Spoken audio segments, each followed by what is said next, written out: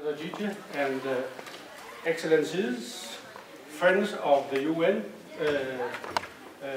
representative of the Ministry of Foreign Affairs, and all of you, on behalf of the UN City and on behalf of UN Women, I am delighted to see you all here today and to welcome you to this exhibition opening that we are very, very grateful and proud to host. You are now at the UN House, and this is one of the many homes, but definitely one of the homes of the Sustainable Development Goals. If you look up, you will see the flags all over, and although I know that you all know the 17 goals by heart, if you are missing one, you can look around, because we are in the home of the SDGs, the Sustainable Development Goals. All of these 17 goals are equally important. But most important is, of course, SDG 5, the one on gender equality.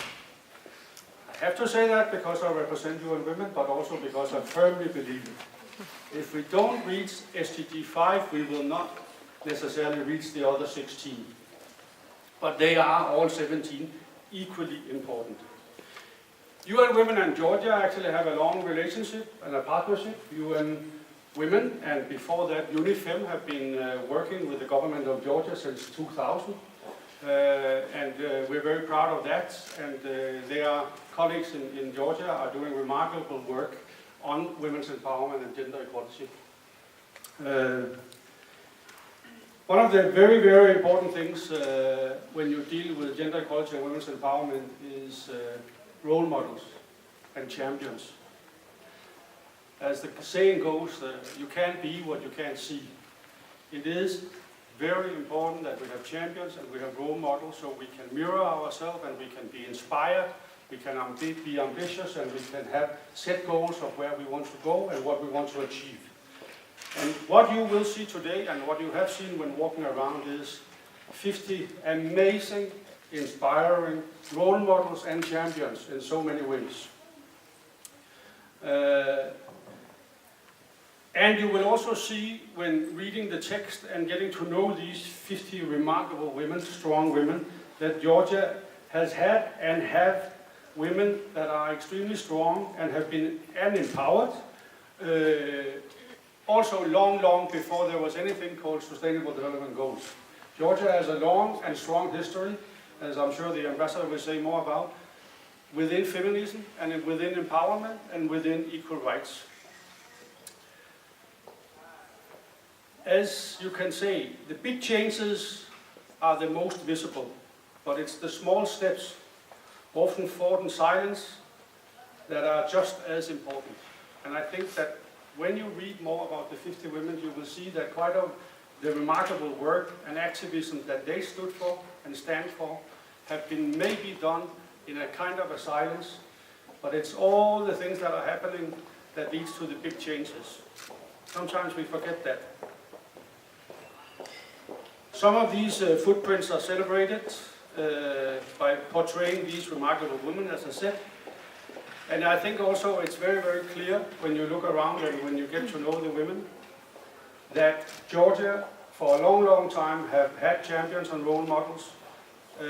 And women have been part of making Georgian history, but also European history, and in some cases, world history.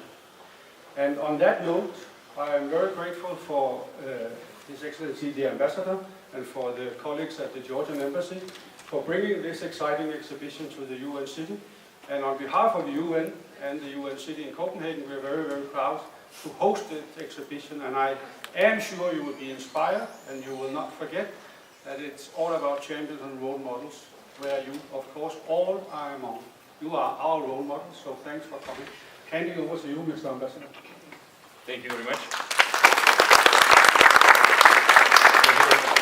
Very excellent words. Dear Director, Mr. Asger, dear Mrs. Ryhl, Excellencies, dear friends, ladies and gentlemen. It's a great honor and pleasure to welcome you all today. It's a wonderful building of the UN City for the opening exhibition of the 50 Women of Georgia. At the beginning, I would like to use this opportunity and once again express my most sincere gratitude to the UN Women Nordic Office, Director Mr. Ryhl, and the UN City represented by Mrs. Ryhl for co-organizing and hosting this fascinating exhibition in this international place, home for 11 UN agencies in Europe. The exhibition we're opening today consists of 50 photographs and biographies of the famous Georgian women from the 19th and 20th centuries, which have been kindly collected from museums, as well as privately owned and state archives by the Heinrich Böll Foundation South Caucasus Regional Office in Tbilisi back in 2013, and since then the exhibition is displayed worldwide, increasingly attracting international attention. There are a lot of moments in the Georgian history that make us particularly proud of our country, and they are becoming more known to the world. But sometimes, through a certain perspective, history reveals to us very unique, previously often overlooked circumstances that provide even greater reason for admiration and national pride. The role of women in the Georgian history has been always very unequaled and distinctive. It was the woman, Saint Nino, who brought Christianity to Georgia in the 4th century, to the world's one of the first Christian countries. The oldest known written Georgian text, also from the same 4th century, describes the persecution, the martyrdom of the first Georgian Christian woman, Shushanik, by her husband. In the 12th century, Georgia was reigned by the most prominent Queen Tamar, who, due to her immense influence and strength inside as well as outside of the country, was regarded as a king Tamar instead of a queen. The history goes on and on. Georgian women always stood by the men during the difficult times of countless invasions and never abandoned the very exhaustive labor, daily labor, usually preserved and meant for men. The current exhibition tells us the stories of the most prominent 50 Georgian women from the approximately mid-19th till the end of the 20th century.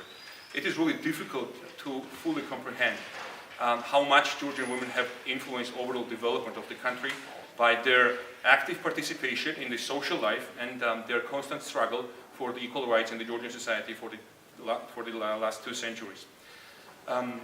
As you will see, the occupational diversity of the Georgian women is absolutely limitless. We have, beginning from the gastronomic connoisseurs to the first Nobel Peace Prize winners, from the writers and journalists to the first Georgian climber women and even first women Olympic gold medal holders. We have composers, painters, educationalists, revolutionaries, dissidents, actors, drama writers. I'm not even mentioning the public figures, politicians and legislators. These are only the few occupations and activities where Georgian women were very actively engaged and decisively contributed throughout their lifetimes. I have to admit that I was very much surprised and while reading all those biographies as well, to understand how important, how substantial the role of the Georgian women was for Georgia in the last 2 centuries, how much their struggle has helped to transform the Georgian society and bring it far ahead of their contemporary West European countries even. You might be surprised to learn that the first Georgian constitution from the 1921 of the Georgian Democratic Republic very explicitly stipulated the equality of both genders with relevant political, civil, economic and family rights. This is an outstanding achievement for a relatively small European country, and especially considering the very turbulent time frame of the late European history. In our time, there is no area of the human activity where Georgian women were not proudly represented.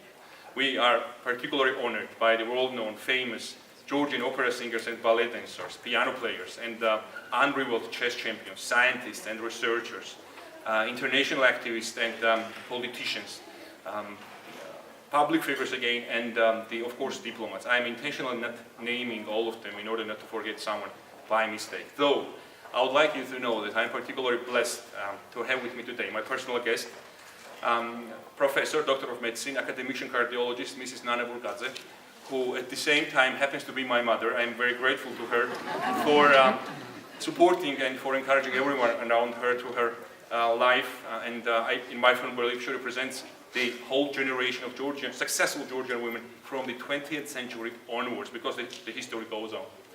It is very important that we're opening this exhibition together with the UN Women Nordic office, and on behalf of the Georgian government, I would like to express our most sincere appreciation for UN Women's tireless efforts in strengthening the role of women in the world and achieving the gender equality by empowering all women and girls in full compliance of the Sustainable Development Goals. I would like to once again thank very much the UN City for the decision to display our exhibition for next 8 days and thus allowing all the visitors of this wonderful house to explore very unique and most beautiful side of the late Georgian history. I would like to use this opportunity and express my huge gratitude to my female colleagues, Mrs. Kato Mikeladze, Mrs. Nuca Gapisoni, and Kato Mikeladze, who made this day possible. And of course, I would like to thank especially the UN City representatives today, who helped me a lot to establish this, to set up this wonderful exhibition in a matter of hours. I would like to use this opportunity and also inform you that one of the most brilliant Georgian piano players, Mrs. Bourgeoisie, will be performing on the 5th of October in the DR concert hall set, and you are kindly advised to attend this wonderful recital. Once again, thank you very much for attendance, and I wish you to enjoy our fascinating exhibition. Thank you very much.